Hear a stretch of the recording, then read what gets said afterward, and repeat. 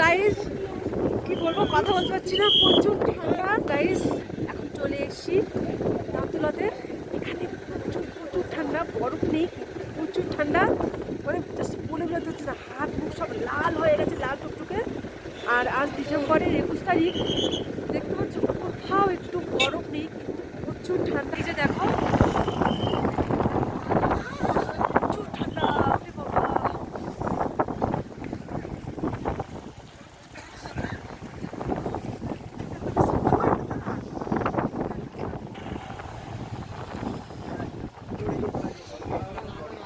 বরফ হয়ে গেছে, বরফ। ওই যে দেখো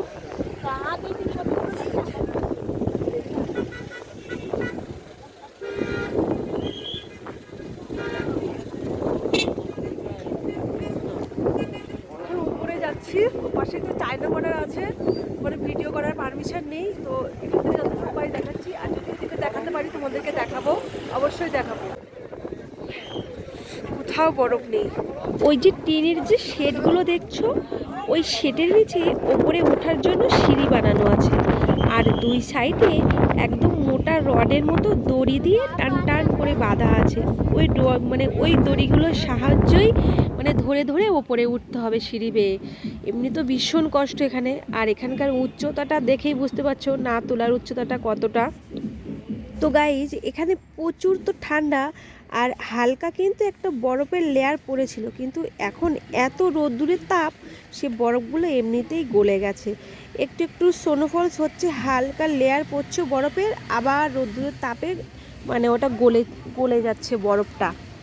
এখানে তো প্রতিটা দিনই ট্যুরিস্ট আসে।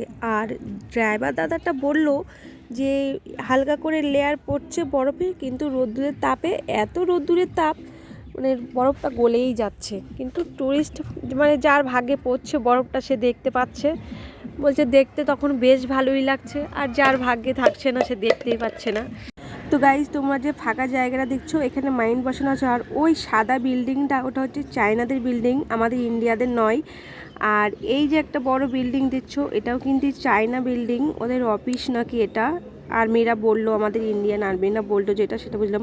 আর ওই যে উঁচু পাহাড়ের উপরে যে বিল্ডিংগুলো দেখছো, ওগুলোও কিন্তু চায়নাদের বিল্ডিং, আমাদের ইন্ডিয়ানদের নয়।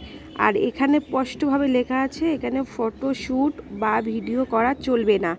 আমাদের আর্মিদের তো ছবি তোলা যাবেই না, পুরো ক্লিয়ারভাবে এখানে লেখা আছে। আর অনেক নিয়মকানুনই আছে, সব কিছু মেনে চলতে হবে এই জায়গায় গিয়ে। আর এই যে এখান থেকে সুন্দরভাবে নামতে হবে আর সুন্দরভাবে উঠতে হবে। নাতুলা ঘুরে আমরা চলে এসেছিলাম ছাঙ্গু লেক। ছাঙ্গু লেকে কিছুটা সময় কাটিয়ে চলে গেছিলাম বাবা মন্দির। তো গাইস তোমরা এখন যেটা দেখছো, এটা হচ্ছে নিউ বাবা মন্দির।